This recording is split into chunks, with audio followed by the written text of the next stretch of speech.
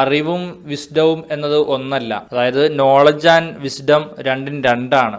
Knowledge എന്ന് പറഞ്ഞാൽ നമുക്കൊരു വിഷയത്തെ പറ്റി പുസ്തകം വായിച്ചിട്ടുള്ള അറിവ്, അക്വിസിഷൻ ഓഫ് നോളജ്. ഒരാളിൽ നിന്ന് കേട്ടു അല്ലെങ്കിൽ വായിച്ചു മനസ്സിലാക്കി, ആ ഒരു അറിവാണ്. അതേസമയത്ത് വിസ്ഡം എന്ന് പറഞ്ഞാൽ ആപ്ലിക്കേഷൻ ഓഫ് നോളജ്, നാം പഠിച്ച ആ അറിവ് അപ്ലൈ ചെയ്യുന്ന ആ ഒരു അറിവാണ്. ഈ ഒരു വിസ്ഡത്തിന് പല ഘടകങ്ങളുണ്ട്. എക്സ്പീരിയൻസ്, ഇൻസൈറ്റ്, ഉൾക്കാഴ്ച, ജഡ്ജ്മെന്റ്, വിധിക്കാനുള്ള കഴിവ്. ഉദാഹരണമായിട്ട് പറഞ്ഞാൽ ഒരു കുട്ടിയെ എങ്ങനെ നോക്കണം എന്ന് നാം പുസ്തകങ്ങളിൽ നിന്ന് വായിച്ച് പഠിച്ചതും മറ്റൊരാൾക്ക് അതുമായി ബന്ധപ്പെട്ട വിസ്ഡം ഉണ്ടാവുക എന്ന് പറഞ്ഞാൽ രണ്ടും രണ്ടാണ്. വെറും പുസ്തകങ്ങളിൽ നിന്ന് വായിച്ച് മനസ്സിലാക്കി ഒന്നാമന്റെ കയ്യിലേക്ക് കുട്ടിയെ കൊടുത്തു കഴിഞ്ഞാൽ പെട്ടെന്ന് കുട്ടി ഒന്ന് കരയുന്ന സാഹചര്യം വന്നു പോയാൽ അവൻ ഒന്ന് സ്റ്റക്കായി, ഇനി എന്താണ് ഞാൻ ചെയ്യേണ്ടത് എന്ന് ചിന്തിച്ചുകൊണ്ട് അവൻ ആ പുസ്തകത്തിൽ പറഞ്ഞ കാര്യങ്ങൾ ആലോചിച്ച് അവിടെ നിൽക്കും. അതേസമയത്ത് വിസ്ഡമുള്ള ആൾ വളരെ മനോഹരമായി ആ സിറ്റുവേഷനെ മാനേജ് ചെയ്യും.